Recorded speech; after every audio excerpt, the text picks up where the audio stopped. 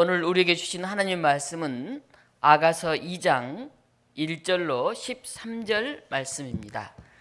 아가서 2장 1절은 구약성경 961쪽에 있습니다.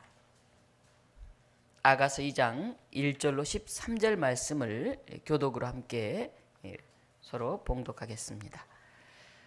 나는 사론에 수산하여 골짜기에 백합화로다.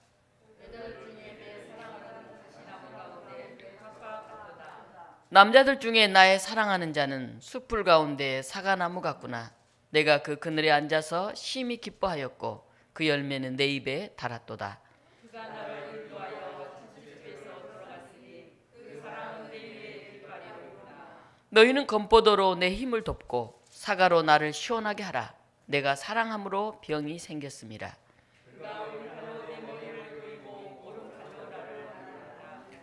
예루살렘의 딸들아, 내가 노루와 들사슴을 두고 너희에게 부탁한다. 내 사랑이 온하기 전에는 흔들지 말고 깨우지 말지니라. 내 사랑하는 자의 목소리로구나. 보라, 그가 산에서 달리고 작은 산을 빨리 넘어오는구나. 내 사랑하는 자는 노루와도 같고 어린 사슴과도 같아서 우리 벽 뒤로 서서 창으로 들여다보며 창살 틈으로 엿보는구나.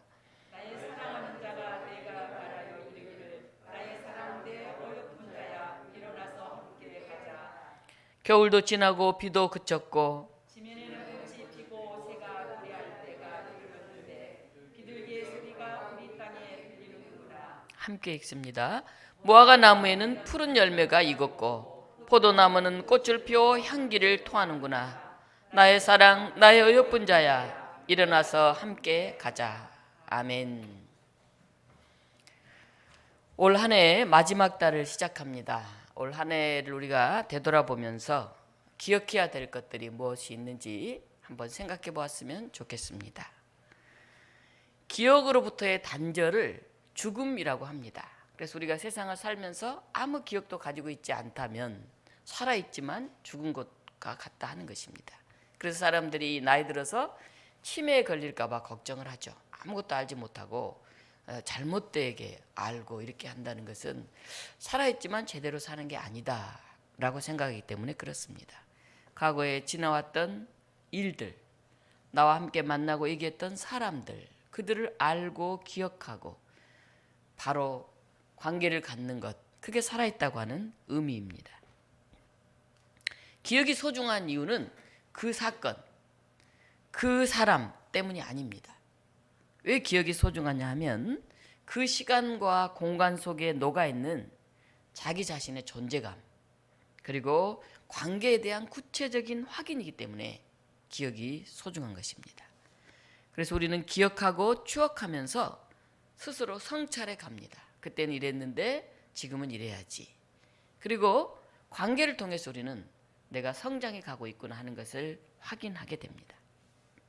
오늘 아가서 2장은 사랑의 추억을 기억하는 그런 내용입니다. 그 기억은 현재적 내가 살아있는 이 실존을 감당하게 하는 그런 힘입니다. 그리고 지금 살고 있는 이 순간을 놓치지 않게 하는 그런 원동력이 됩니다. 아, 그때 내가 그 사랑받았던 그 사랑 때문에 오늘 내가 살고 있다 생각을 합니다. 엄마가 해줬던 그 김장이 이때가 되면 생각이 납니다. 그리고 나와 함께 거닐었던 그 정말 나를 아꼈던 그 사람의 그 따뜻한 체온이 느껴지는 듯해서 오늘의 이 추위를 또 우리가 이겨내곤 합니다. 아가서는 술람미 여인과 솔로몬의 사랑의 노래로 알려지고 있습니다. 오늘 2장에서는 두 연인은 서로를 많은 군중들 속에서도 알아보면서 노래를 부릅니다. 신랑은 이 여인을 가시나무 같은 아가씨들 사이의 백합화라고 말합니다. 다른 사람은 가시 같은데 당신은 백합화라고 이렇게 노래합니다. 여인은 신랑을 숲속의 나무들, 많은 나무들 같은 그 젊은이들 속에 당신은 사과나무와 같다고 그렇게 말합니다. 사랑의 대상은 너를 특별한 관계로 받아들이고 가치 있고 아름답게 여기는 것입니다. 이 사랑의 노래를 통해서 우리는 이 12월을 맞이하면서 우리의 가정의 사랑, 더 나아가서 이 대림절 우리에게 다가오시는 주님과 우리의 사랑, 교회 안에서 우리들의 사랑을 되새겨보는 그런 시간이 되었으면 좋겠습니다. 사랑은 크게 말하면 기억입니다. 성숙해가는 사랑을 위해서는 잊지 말고 기억해야 하는 것들이 있습니다. 그걸 다 잊어버리면 과거에 내가 너한테 그 어려운 시절에 이렇게 했는데 이제 네가 살만하고 출세하니까 나를 이렇게 무시해. 그걸 다 잊었니? 이렇게 우리가 얘기하게 됩니다. 어떤 기억들이 있을까요? 수줍음으로 겸손하게 다가갔던 그런 사랑의 시간이 있습니다. 1절의 여인은 나는 사론에 수선하여 골짜기의 백합이라고 노래합니다. 이 사론의 수선화 굉장히 아름답게 들리죠? 그런데 이 수선화는 가을에 심겨져서 겨울을 땅속에서 보냅니다. 그리고 봄에 꽃을 피우는 단연 식물입니다. 한 번 자라는 게 아니라 여러 번 자라나죠. 겨울을 이겨내야만이 봄을 맞이할 수 있는, 시련을 이겨내고 자라나는 그런 식물이죠. 또한 자신을 골짜기의 백합화라고 합니다. 백합화는 레바논이나 가나안 쪽에서 굉장히 많이 자라나서 주로 성전 큰 기둥 같은 데 보면 백합화 모양의 이렇게 꽃을 새겨 놨습니다. 그래서 백합 하면 가나안 지역에서는 많이 보면서 귀하게 여기는 그런 것들이죠.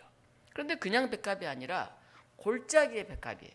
골짜기에 피어있는 백합을 누가 보겠습니까? 정말 어떤 귀퉁이에 피어있는 백합이죠. 누군가가 가서 알아주고 그 아름다움을 봐주지 않으면 빛을 드러낼 수 없는 그런 골짜기의 백합입니다. 이 슐람 여인은 예루살렘 왕궁의 많은 그런 궁녀들과 달리 인적이 드문 잘 보이지 않는 외진 지역에, 오늘 우리로 말하면 저 시골에서 일하는 그런 평범한 보통 여인임을 고백하고 있습니다. 나는 오진 겨울을 지나야만 꽃이 피는 수선화와 같고 저 골짜기에 누가 일부러 찾아서 봐주지 않으면 보이지 않는 그런 곳에 있는 백합화와 같은 평범한 그런 여인입니다. 그렇게 자신을 낮춥니다. 신랑과 신부 부부간에 상호 중요한 덕목이 있다고 한다면 그것은 바로 이 겸손입니다. 내가 상대보다 더 잘나고 더 능력을 지니고 있더라도 겸손해야 돼요. 남편이 막 의시되면서 부인을 그냥 나는 괜찮은 사람인데 너 같은 것은 이렇게 대한다고 한다면 그건 사랑이 깃들이기가 어렵죠. 반대로 부인이 또 경제적인 여유가 있고 집안이 뭐 괜찮다고 해서 남편을 또 우습게 본다면 그것도 온전한 사랑이 이루어질 수가 없죠. 나의 부족한 부분을 채워줄 단 한 사람, 나와 함께 삶을 살아가는 그 사람을 우리가 존중하고 스스로 낮은 자세로 서는 것, 그게 사랑의 출발입니다. 교만하면 거기에 사랑이 깃들기가 어렵죠. 사랑은 사람의 부족함을 안아주려고 하는 마음, 채워주려고 하는 마음, 거기서부터 출발하기 때문에 그렇습니다. 우리 주변의 교우들을 이렇게 돌아보면, 또 우리의 가족들의 모습을 이렇게 돌아보면 내가 무엇을 채워줘야 할지가 보입니다. 그것은 사랑할 줄 아는 사람들입니다. 근데 그게 보이지 않고 그냥 비판하고 에이 하고 흉보는 그런 눈만 크게 우리가 뜨여진다고 한다면 그것은 사랑이 없는 사람들의 모습입니다. 때때로 부부 중에도 오히려 가족들에게 더 못하는 사람들이 있어요. 왜 그렇습니까? 가장 사랑해야 될 가족에게 왜 그렇게 합니까? 그럼 이렇게 말합니다. 편해서 그래요. 편해서. 서로 잘 알잖아요. 그리고 또 어떤 이들이 이렇게 말합니다. 이해해 줄 수 있을 것 같아서 그랬어요. 뭐 서로 가족인데 뭐. 근데 이런 사람을 우리가 일컬어서 못난 사람이라고 그래요. 사실 가장 가까운 사람, 가장 편한 사람, 가장 이해해 줄 수 있는 사람을 우리가 더 잘 대해야 합니다. 하나님의 백성인 우리 또한 하나님 앞에 겸손해야 됩니다. 하나님께서도 아들 예수님을 십자가에 매달리게 하시기까지 낮아지고 겸손해지셔서 저와 여러분을 구원해 주셨기 때문에 그렇습니다. 베드로전서 5장 6절에는 그러므로 하나님의 능하신 손 아래에서 겸손하라. 때가 되면 너희를 높이시리라. 이렇게 기록하고 있습니다. 스스로 높아지려고 하면 오히려 낮아지지만은 겸손하면 하나님께서 높이시리라 하는 것입니다. 두 번째 우리가 기억해야 될 것이 있습니다. 그것은 서로를 존귀하게 여기는 것입니다. 겸손에서부터 우리 서로를 귀하게 여기는 게 시작됩니다. 오늘 신랑이 2절에서 이렇게 노래합니다. 여자들 중에 내 사랑은 뭇 가시나무 가운데 백합화 같구나. 신부는 저 골짜기에 백합화 같다고 자기를 고백하는데 신랑은 아니, 내 곁에 있는 많은 여자들은 다 가시나무 같고 오직 당신만이 백합화처럼 나는 보입니다. 그렇게 칭송을 합니다. 신랑의 찬사에 대해 여인이 다시 화답을 하죠. 3절입니다. 남자들 중에 나의 사랑하는 자는 숲풀 가운데 사과나무 같구나. 숲이 막 우거져 있는데 그 중에 사과나무 같다는 거예요. 고대 근동에서 사과나무는 과실나무의 왕으로 여겨졌어요. 여인은 신랑이 자기를 가시나무들과 대조해서 가치를 높여주는 것에 비해서 또 신부 또한 신랑을 왕처럼 정말 존귀한 당신은 사과나무 같은 분이라고, 많은 숲풀 속에서도 나는 오직 당신만이 눈에 띈다고 그렇게 얘기를 합니다. 이런 인정과 사랑으로 사람은 성장을 합니다. 이 여인이 감격하며 기뻐하는 이유가 또 하나 있습니다. 그것은 자신이 사랑받는 사람이 되었기 때문에 그렇습니다. 사람이 사랑을 받으면 얼굴이 피어나잖아요. 그래서 얼굴이 환해지고 뭐 예뻐지고 그러면 당신 사랑하죠? 사랑하나 봐요. 이런 얘기들을 합니다. 들에서 일하던 여인은 가시나무 같은 환경 속에 있었지만, 그래서 이 술람 여인 얼굴이 좀 가무죽죽했다 하지 않습니까? 존귀한 왕이 찾아와서 너보다 더 사랑스러운 사람이 없다. 너가 훨씬 더 예쁘다. 이런 고백을 들으면서 초라한 온두막을 덮었던 낡은 천과 같은 것이 솔로몬 궁전의 황금빛 커튼으로 바뀌는 것 같은 그런 경험을 합니다. 여러분 어떻습니까? 대림절 둘째 주일에 우리를 찾아오셔서 내가 가장 예쁘다. 다른 사람 다 가시나무 같지만 오직 너만이 백합화 같구나. 이렇게 얘기하시는 주님의 그 음성을 들을 수 있었으면 합니다. 시편 145편 1편에 이렇게 나와 있습니다. 왕이신 나의 하나님이여, 내가 주를 높이고 영원히 주의 이름을 송축하리이다. 우리의 품격을 높여주신 그 왕 되신 하나님을 우리도 함께 더불어서 높여드리겠다. 그런 고백을 합니다. 세 번째 우리가 기억해야 될 것은 오늘 4절에 나와 있는데, 그가 나를 인도하여 잔치집에 들어갔으나 그 사랑은 내 위에 깃발이로구나. 이렇게 말합니다.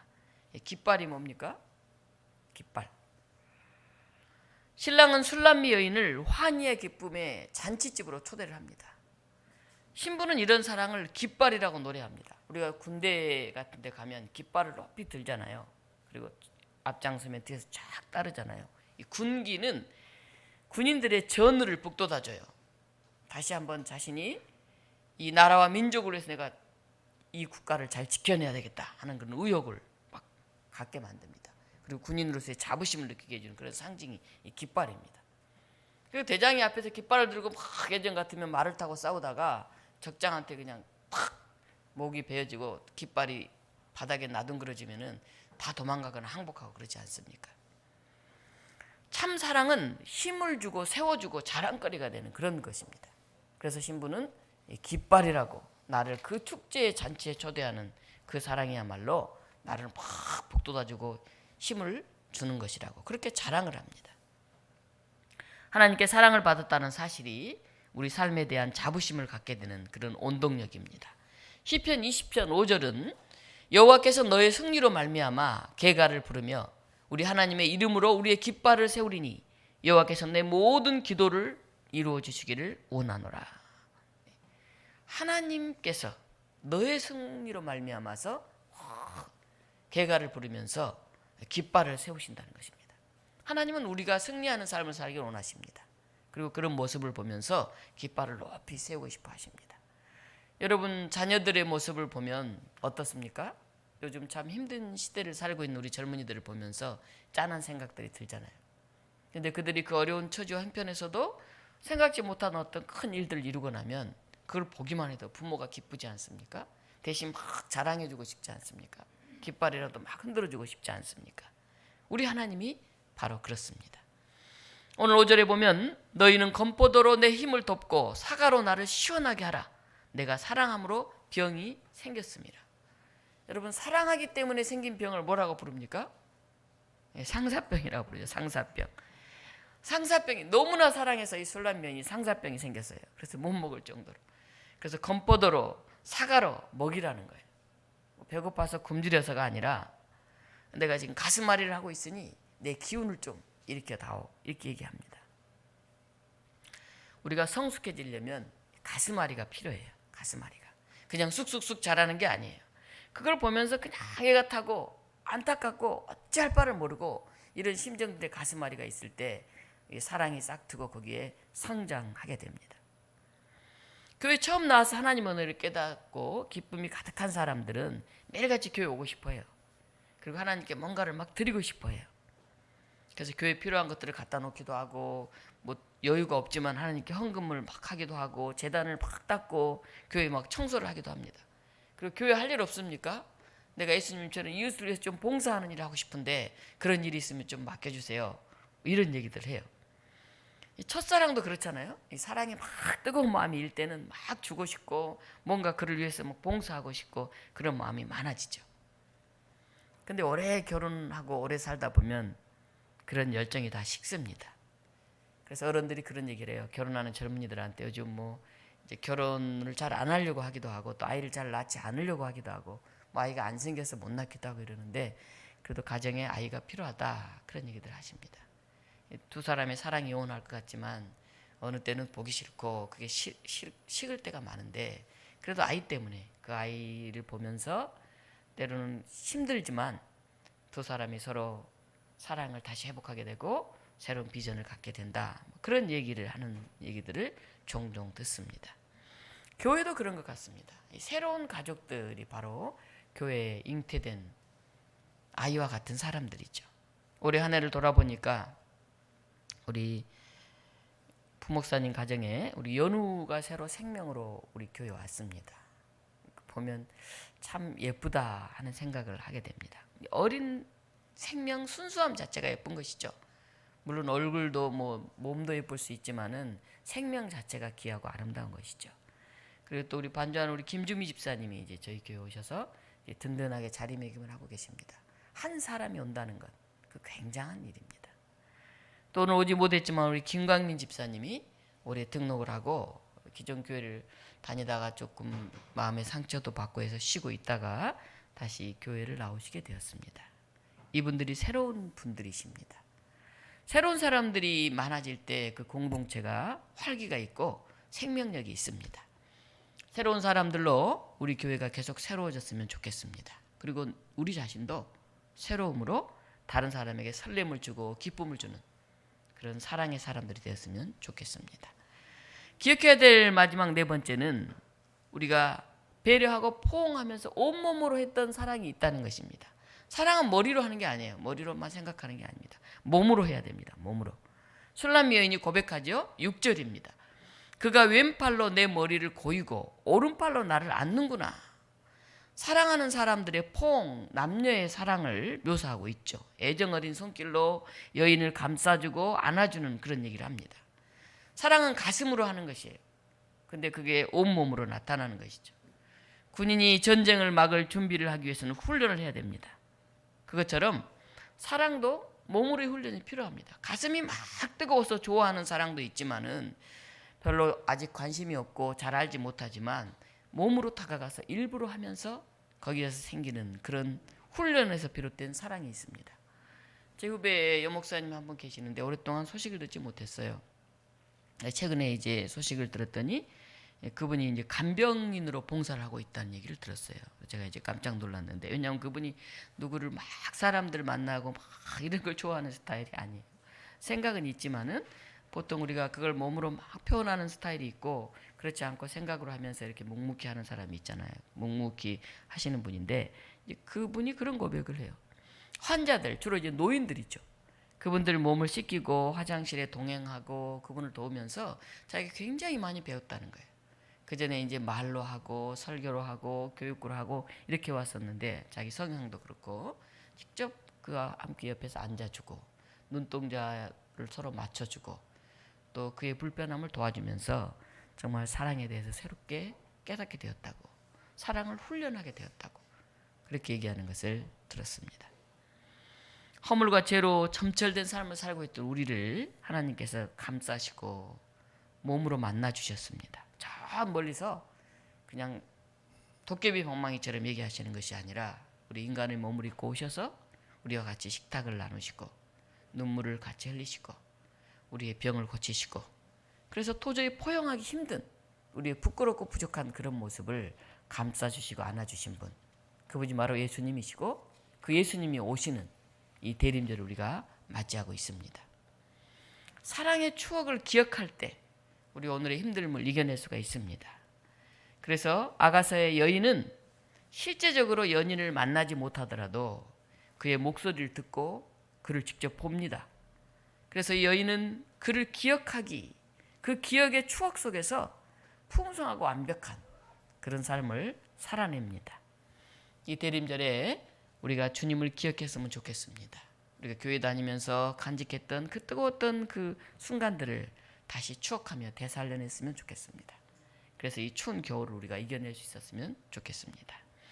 크게 사랑은 기억이라고 했는데 크게 두 번째 사랑은 동행입니다. 사랑은 함께 걷는 것입니다. 단순히 기억에만 머물 수 없습니다. 가슴 아렸던 그 뜨거운 추억을 되새기면 우리가 움직이게 됩니다. 우리 가곡중에 그대 있음에라는 노래가 있어요. 그대 있음에 내가 있네 나를 불러 손잡게 해. 사랑은 그대가 있음에 내가 비로소 존재하는 것을 아는 것입니다. 나를 필요로 하는 그때에 그대의 손을 잡고 동행하는 것, 그게 사랑입니다. 여기 독립공원이 있습니다. 지금 이제 낙엽이 다 떨어지고 굉장히 스산해졌습니다. 근데 얼마 전에만 해도 그 단풍을 보면서 떨어진 낙엽을 보며 사람들이 벤치에 앉아서 이렇게 같이 얘기를 나누는 모습을 많이 보았습니다. 근데 한 번은 노부부가 나란히 앉아가지고 아마 집에서 끓여왔나 봐요. 보온병에서 이렇게 차를 따라서 둘이 이렇게 마시면서 얘기하고 있는 그 모습을 보았습니다. 나이가 많이 드신 80을 넘으셨을 것 같아요. 하얀 백발의 그런 어르신들이 앉아서 차를 한 잔 마시면서 오손도손 얘기하고 있는 그 모습에서 인생의 아름다움을 봅니다. 그분들은 아마 추억을 얘기했을 거예요. 지나왔던 추억들, 자녀들의 이야기 이런 얘기들을 나누고 있었을 것 같습니다. 오늘 아가서 8장에서 13절은 이 여인은 연인의 발걸음을 느낍니다. 그러면서 노래를 합니다. 내 사랑하는 자의 목소리로구나. 보라 그가 산에서 달리고 작은 산을 빨리 넘어오는구나. 노루와 같고 어린 사슴과도 같아서 벽 뒤로 서서 창살 틈으로 들여다보는구나. 이렇게 고백합니다. 여인은 산을 넘어 자기에게 막 달려와서 자기 집 창문을 통해서 자기를 보려고 이렇게 얼굴을 내밀고 있는 그 여인을 상상합니다. 어디선가 사랑하는 자의 목소리가 들리고 노루와 젊은 사슴처럼 산과 언덕을 막 뛰어넘어서 자기 집 담벼락을 기웃거리는 그 님의 모습을 봅니다. 얼마나 가슴 설레는 그런 기다림입니까? 사랑은 뛰어넘는 것입니다. 모든 차이와 장벽을 뛰어넘는 것. 이 술람미 여인과 솔로몬 왕의 사랑도 장벽을 뛰어넘는 사랑입니다. 죄로 인해 하나님과 분리된 우리가 도저히 우리 힘으로 하나님께 다가갈 수가 없는데 성자 하나님께서 예수님을 통해서 차이를 뛰어넘어서 인간의 몸을 입고 우리에게 오셨습니다. 신과 인간이라는 차이를 뛰어넘었습니다. 여러분은 어떤 차이를 뛰어넘고 계십니까? 이 대림절에 찾아오신 주님께서 우리의 집을, 우리의 교회의 문을 두드리십니다. 그리고 주님과 그 사랑의 기억을, 추억을 간직하고 있는지 물으십니다. 그리고 말씀하십니다. 내 어여쁜 자야, 일어나서 함께 가자. 날은 점점 추워지고 우리 삶도 여전히 겨울 같지만은 이 추위가 지나고 비도 그치고 새가 노래하고 꽃이 피고 무화과 포도나무가 가득한 그 시간이 올 것이다. 내 어여쁜 자 일어나 함께 가자. 그렇게 우리를 부르십니다. 오늘 그 부름이 우리 가운데 들렸으면 좋겠습니다. 그리고 여러분 가족들에게 이 부름을 여러분이 직접 노래처럼 전해주셨으면 좋겠습니다. 내 사랑하는 사람, 내 어여쁜 사람, 함께 갑시다. 겨울이 곧 지날 거예요. 비도 그칠 거예요. 그리고 그 아름다운 꽃이 다시 필 거예요. 그 우리가 행복했던 무화과를 함께 나누며 포도를 나누며 올리브나무 아래 알았던 그 추억들이 다시 우리 삶에 가득하게 합시다. 오늘 이 고백이 저와 여러분의 고백이 되시기를 간절히 축원합니다. 기도하겠습니다. 내 어여쁜 자야 일어나서 함께 가자. 주님, 이 설레임의 외침이 오늘 우리 안에 있게 하여 주시옵소서. 우리가 사랑했을 때, 가슴이 뛰었을 때, 매일같이 보고 싶었을 때 그 순간, 그 기쁨, 그 감격이 우리 삶에 다시 회복되게 하여 주시옵소서. 우리 가족들을 서로 사랑할 수 있게 하시고, 부모와 자녀들을 사랑할 수 있게 하시고, 우리의 친구들을 사랑할 수 있게 하시고, 우리의 교우들을 사랑할 수 있게 해 주시옵소서. 나가서 오시는 주님의 음성에 귀 기울이면서 내 주님 부름에 응답하는 우리들이 되게 하여 주시옵소서. 넘어설 수 없을 것 같은 그런 차이와 간격을 넘어서서 우리의 이웃에게 다가가게 하시고, 우리의 발걸음이 그들에게 설레임의 발걸음이 되게 하여 주시옵소서. 오시는 주님을 바라보며 감사하고 기뻐하며 예수 그리스도 이름으로 기도하옵나이다. 아멘.